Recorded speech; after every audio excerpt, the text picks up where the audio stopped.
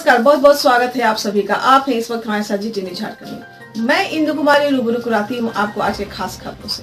स्वतंत्रता दिवस के 75वें वर्षगांठ के आलोक में राष्ट्रीय स्तर पर आजादी के अमृत महोत्सव के रूप में पेयजल एवं स्वच्छता विभाग भारत सरकार द्वारा कई कार्यक्रम आयोजित किए जा रहे हैं, जिसके तहत विभिन्न प्रस्तावित गतिविधियों का निष्पादन किया जाना है। इसी क्रम में आज समाहरणालय परिसर जमशेदपुर से उप विकास आयुक्त सह उपाध्यक्ष जिला जल एवं स्वच्छता समिति परमेश्वर भगत ने सत्याग्रह से स्वच्छाग्रह रथ को हरी झंडी दिखाकर रवाना किया। आगामी 2 अक्टूबर तक यह रथ सभी प्रखंडों के पंचायत एवं ग्राम स्तर तक पहुंचकर स्वच्छता संदेश का प्रसार करेंगे। ऐसे मौके पर उप विकास आयुक्त ने कहा कि राष्ट्रपिता महात्मा गांधी के सपनों को साकार करने के लिए अपने ग्राम पंचायतों को खुले में शौच से मुक्त की स्थिति में स्थायित्व प्रदान करने, ठोस एवं तरल अपशिष्ट प्रबंधन हेतु आवश्यकता के आधार पर योजना बनाकर कार्य करने, गाँवों को सिंगल यूज प्लास्टिक से मुक्त करने, गांव में होने वाले शादी ब्याह कोई भी उत्सव में पत्ते एवं मिट्टी से बनी सामग्री का उपयोग करने, प्लास्टिक कचरा से पानी एवं मिट्टी को दूषित होने से बचाव समय की मांग है। उन्होंने कहा कि स्वच्छता के प्रति जागरूकता लाने की जरूरत से ज्यादा जरूरी है कि लोग स्वयं साफ सफाई के व्यवहारों को अपने दैनिक जीवन में अपनाएं। मौके पर एडीएम लॉ एंड ऑर्डर निदेशक डीआरडीए, जिला पंचायती राज पदाधिकारी, कार्यपालक अभियंता पेयजल एवं स्वच्छता प्रमंडल जमशेदपुर आदित्यपुर, सहायक अभियंता पेयजल एवं स्वच्छता प्रमंडल जमशेदपुर, जिला समन्वयक एसबीएमजी सहित अन्य पदाधिकारी एवं कर्मी उपस्थित थे। जमशेदपुर से रिपोर्ट मोहम्मद कलीम की। के लिए रथ का रवाना किया गया जो ग्रामीण क्षेत्र का भ्रमण करेगा, लोगों को जागरूक करेगा और यह जो है 15 सितंबर से लेकर के 2 अक्टूबर तक लगातार ग्रामीण क्षेत्र में भ्रमण करेगा। स्वच्छता का कार्यक्रम है और इसमें 15 फाइनेंस का पैसा और एसबीएमजी का पैसा, दोनों पैसा को कन्वर्जेंस करके स्वच्छता के लिए गाँव में काम किया जाएगा। बहुत सारा कंपोनेंट है इसमें और एक तरह करके सारे कंपोनेंट्स पर पैसों से काम किया जाएगा जो पूरे ग्रामीण। देश के यशस्वी प्रधानमंत्री नरेंद्र मोदी के जन्मदिन को लेकर भाजपा द्वारा सेवा सप्ताह दिवस के रूप में मनाई जा रही है। इस सेवा सप्ताह दिवस पर भाजपा ने आम जनता के लिए सेवा देने का मन बनाया है। इसी सेवा सप्ताह कार्यक्रम के तहत मंगलवार को भारतीय जनता पार्टी घाटशिला मंडल कमेटी के द्वारा जर्जर सड़क के गड्ढों को ईंट के टुकड़ों एवं पत्थरों से भरवाकर उसे दुरुस्त किया। भाजपा घाटशिला मंडल कमेटी की ओर से घाटशिला के गोपालपुर फाटक में मुक्ति धाम जाने वाली सड़क की मरम्मत की गई। उन दोनों सड़क में बड़े बड़े गड्ढे हो गए थे। इससे राहगीरों को यात्रा में काफी परेशानी हो रही थी। सड़क के गड्ढों में अक्सर दुर्घटनाएं हो रही थी। इन सड़कों से बच्चों के स्कूल जाने में काफी कठिनाई भी होती थी। बरसात होने पर सड़क पर बने ये गड्ढे तालाब में तब्दील हो गए थे। इसी समस्या को देखते हुए भारतीय जनता पार्टी घाटशिला मंडल कमेटी के सभी पदाधिकारियों ने इन गड्ढों को भरवा दिया ताकि लोगों को यात्रा में सहूलियत मिल सके। इस दौरान मंडल अध्यक्ष राहुल पांडे ने कहा कि गोपालपुर फाटक के समीप काफी दुर्घटनाएं घट रही थी। स्थानीय लोगों ने इसकी जानकारी भाजपा कमेटी को दी। मंडल अध्यक्ष ने कहा कि किसी का भी इस पर ध्यान नहीं है, जबकि यह मुख्य बाजार है। सड़क से पूरा जिला प्रशासन का आना जाना लगा रहता है, लेकिन इस समस्या के समाधान करने वाला कोई नहीं। मौके पर मंडल अध्यक्ष राहुल पांडे, उपाध्यक्ष गोपाल कृष्ण अग्रवाल, उपाध्यक्ष जगदीश अग्रवाल, मंत्री सिद्धार्थ शर्मा, सुजन मन्ना, सुभाष बनर्जी, सुरेंद्र नाथ समेत काफी कार्यकर्ता उपस्थित थे। घाटशिला से जी10 के रिपोर्ट सिद्धार्थ आनंद की। टाटा स्टील के द्वारा ली गई अप्रेंटिस परीक्षा में परीक्षार्थियों द्वारा प्रबंधन पर धांधली का आरोप लगाया गया और गलत तरीके से ऑनलाइन परीक्षा लेकर अपारदर्शी तरीके से परीक्षार्थियों का चयन करने का विरोध करते हुए SNTI कैपेबिलिटी डेवलपमेंट सेंटर का मेन गेट जाम करते हुए मांग किया गया कि अपारदर्शी तरीके से लिए गए परीक्षा को रद्द करते हुए पारदर्शी तरीके से परीक्षा ली जाए। आदित्यपुर से रिपोर्ट बलराम पांडा की। हुआ और अलग अलग टर्म में हुआ और सब टर्म में सेम क्वेश्चन है। इससे तो पारदर्शिता खत्म हो रही है। जो पहले टर्म में एग्जाम दिया बच्चों उनके लिए नया क्वेश्चन था, फिर उसके बाद जो लोग एग्जाम दे रहे हैं उन सबको क्वेश्चन पता चल गया। तो ऐसे एग्जाम का क्या मतलब है? एक तरफ झारखंड की सरकार भी युवाओं को बेरोजगार कर रही है और ये प्राइवेट सेक्टर का कंपनी भी टाटा स्टील भी अगर जमशेदपुर के युवाओं के साथ साथ इस तरह खिलवाड़ करेगी, सबसे पहले तो टाटा स्टील अप्रेंटिस में झारखंड के युवाओं को प्राथमिकता देनी चाहिए, जिसे खत्म करके 5 राज्यों को छात्र छात्राओं को शामिल किया गया। सबसे मेन मुद्दा भी जो ये एग्जाम हुआ है, यहाँ के स्थानीय लोग यहाँ पे आंदोलन कर रहे हैं क्योंकि इन्हें जानना है कि किस बेसिस पे इन्हें पास किया गया और किस बेसिस पे फेल किया गया। इनका ये बोलना नहीं कि हम फेल है तो हमें भी आप रख लो, अपने यहाँ पे नौकरी दे दो। इन्हें बस ये जानना है कि आप जो सिस्टम फॉलो करके अपना सिस्टम से रिजल्ट बनाए हैं, जिसे पास किया फेल किया वो सबके सामने ला करके पारदर्शिता लाइए और टाटा स्टील जिस चीज के लिए जानी जाती है उसे लाइए। अपने बाहर से जो एग्जाम देने आए लोग एग्जाम देंगे आप लोग किसी को इंटरव्यू देने आज नहीं दिया जाएगा जब तक यहाँ के स्थानीय लोगों को पारदर्शिता के साथ उनका परिणाम किस तरह से आया बताया नहीं जाएगा। किसी को इंटरव्यू देने नहीं दिया जाएगा। कहाँ जाम किया आप लोग? हम लोग Tata steel SNTI training centre में जाम किए हैं और ये जाम अभी चलता रहेगा निश्चित। मैंने आप लोग परीक्षा दिए हैं, स्टूडेंट है? हाँ, सभी लोगों ने एग्जाम दिया और हम सब यहाँ पे अपना नाम बताइए। मैं सावन गुप्ता। जमशेदपुर अंतर्गत परसुडी निवासी राज नारायण कुशवाहा ने सोनारी में विवाहित बेटी को ससुराल वालों के द्वारा जहर देकर मार डालने के संबंध में आज जमशेदपुर पुलिस अधीक्षक से मिले और इस मामले में मुख्य आरोपियों की गिरफ्तारी करने एवं कड़ी से कड़ी सजा दिलाने की अपील की। इस संबंध में परिजनों ने बताया कि लड़की की शादी बीते दिसंबर माह में सोनारी में की गई थी, परंतु कुछ ही माह बाद मेरी बेटी को जहर देकर मार दिया गया।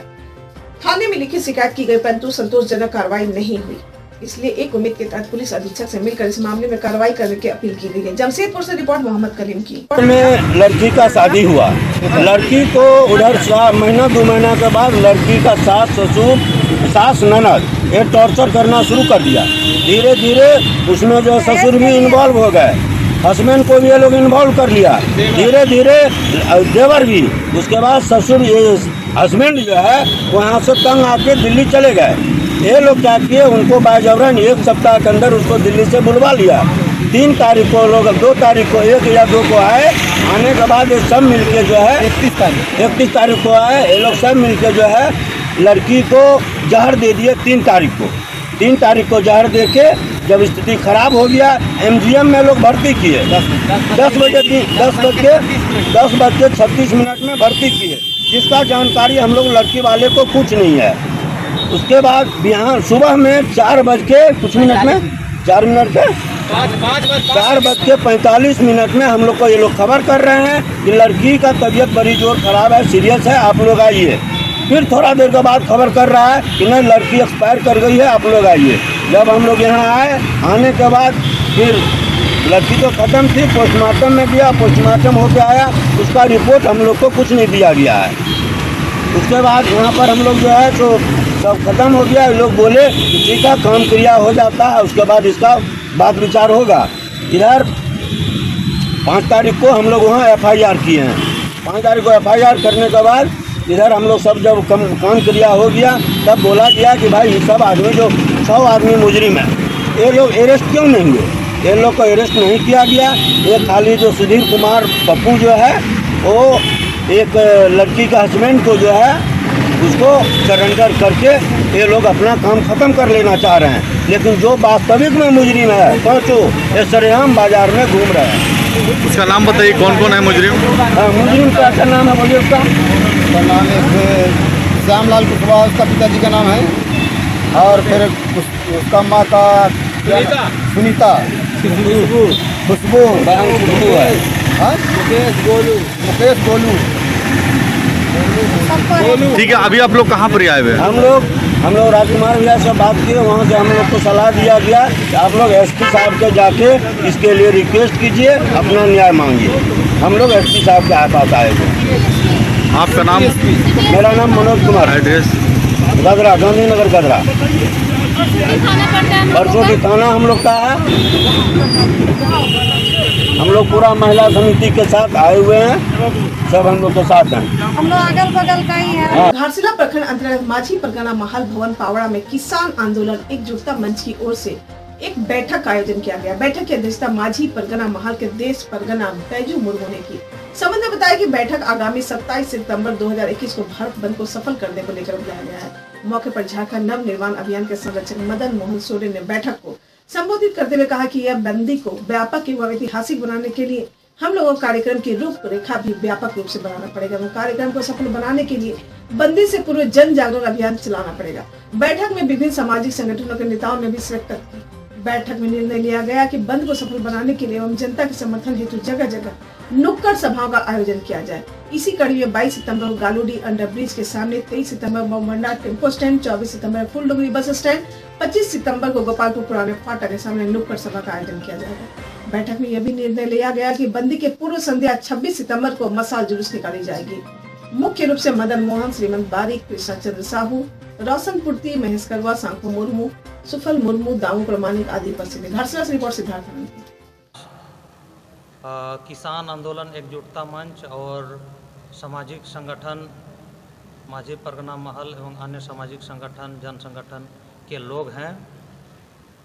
आज का बैठक मुख्य रूप से संयुक्त किसान मोर्चा द्वारा आह्वान की गई आगामी 27 सितंबर को भारत बंद का आह्वान है और घाटशिला अनुमंडल में भी इस बंदी को सफल करने के लिए जो है आज एक ठोस रणनीति हम लोग बनाए।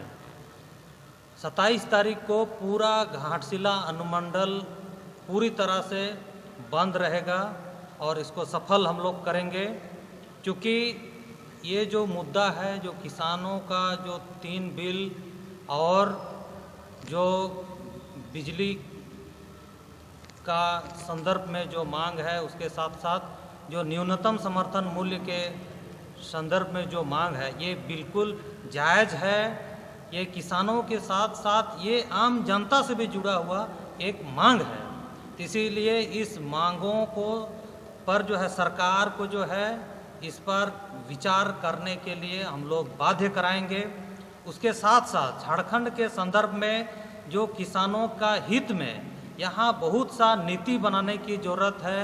किसानों को लाभान्वित करने के लिए यहाँ कई तरह का एक ठोस काम, जैसे यहाँ सिंचाई का सुविधा हो, जो वर्षों से जो स्वर्णरेखा परियोजना के तहत जो बाई नहर है अधूरा है, उसके साथ साथ यहाँ पर सिंचाई का और भी कई उपाय हो सकता है जो काम करने का ज़रूरत है। यहाँ पर कोल्ड स्टोरेज नहीं है, ये सब कई दिक्कतें हैं। साथ में किसानों को, तमाम किसानों को जो एक न्यूनतम मूल्य मिलनी चाहिए अपने फसलों पर, ये एक कानून, ये एक नियम बननी चाहिए। तो इसीलिए झारखंड के संदर्भ में भी हमारा एक मांग ये शामिल रहेगा और इन मांगों के समर्थन में हम लोग पूरा घाटशिला अनुमंडल बंद रहेगा। आवश्यक जो सेवाएं हैं, जैसे एम्बुलेंस है, मेडिकल है, अस्पताल है, इस तरह के तमाम जो छूट रहेगा। इसके बाद सभी स्कूल, कॉलेज, बाज़ार, हाईवे, ये तमाम तरह के जो है यहाँ पर ये बंद रहेगा। और आज हम लोग कई जगह नुक्कड़ सभा का रणनीति बना है। नुक्कड़ सभा बीती रात करीब 9:30 बजे आदित्यपुर नगीनापुरी में 2 चोरों को चोरी करते आदित्यपुर पुलिस ने धर दबोचा। दोनों चोरों के पास से पुलिस ने एक काले रंग की स्प्लेंडर मोटरसाइकिल और कटा हुआ केबल तार बरामद किया। आदित्यपुर से रिपोर्ट बलराम पांडा। पूर्वी सिंहभूम जिले के गालूडी निवासी तुषार कांति की राष्ट्रीय उच्च पथ पर हुई सड़क दुर्घटना में मौत पर संज्ञान लेते हुए राज्य सरकार ने मृत व्यक्ति के आश्रित को 1 लाख रुपए मुआवजा के तौर पर दिया। इस संबंध में घाटशिला के विधायक रामदास सोरेन ने जीटीएन को बताया कि 75 साल की आजादी एवं झारखंड राज्य की स्थापना के 20 साल बाद यह पहली बार ऐसा हुआ है कि सड़क दुर्घटना में मारे गए व्यक्ति के परिजन को मुआवजा राशि सौंपी गई है। इसके लिए उन्होंने राज्य सरकार के मुख्यमंत्री के प्रति आभार प्रकट किया है। घाटशिला से रिपोर्ट सिद्धार्थ आनंद। ब्लॉक का कार्यक्रम यही रहा कि हमारे महागठबंधन सरकार के माननीय मुख्यमंत्री हेमंत सोरेन जी ने सरकार में जो एक निर्णय लिया, बहुत बड़ा महत्वपूर्ण निर्णय लिया। मुझे लगता है कि आज़ादी का 75 वर्ष और झारखंड का 20 वर्ष में पहला ऐसे जनहित का एक निर्णय आया जो 4 लाइन में एक्सीडेंट होकर डेथ होने के बाद कोई देखने वाला नहीं है, सुनने वाला नहीं था और एक्सीडेंट करके गाड़ी भाग जाता था, उसको पता नहीं चलता था, थाना वाला खोज के परेशान रहता है। ऐसी स्थिति में हमारी सरकार ने, हेमंत सोरेन ने, राज्य के मुख्यमंत्री ने निर्णय लिया कि जो भी एक्सीडेंट करके डेथ होगा 4 लाइन में, एनएच में, तो उसको, उस परिवार को 1 लाख रुपया मुआवजा मिलेगा। वो मुझे लगता है कि ये जिला का पहला केस है। हमारे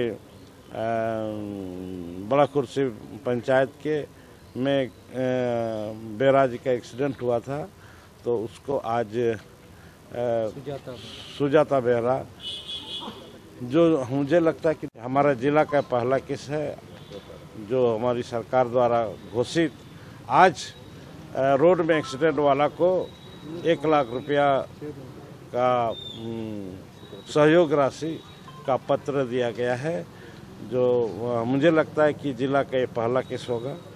और हमारी सरकार ने इतना त्वरित कार्रवाई करते हुए इतना जल्दी उस परिवार को मुआवजा देने का काम किया है। जिसके लिए हम हमारी सरकार के राज्य के मुख्यमंत्री को हम बधाई देते हैं।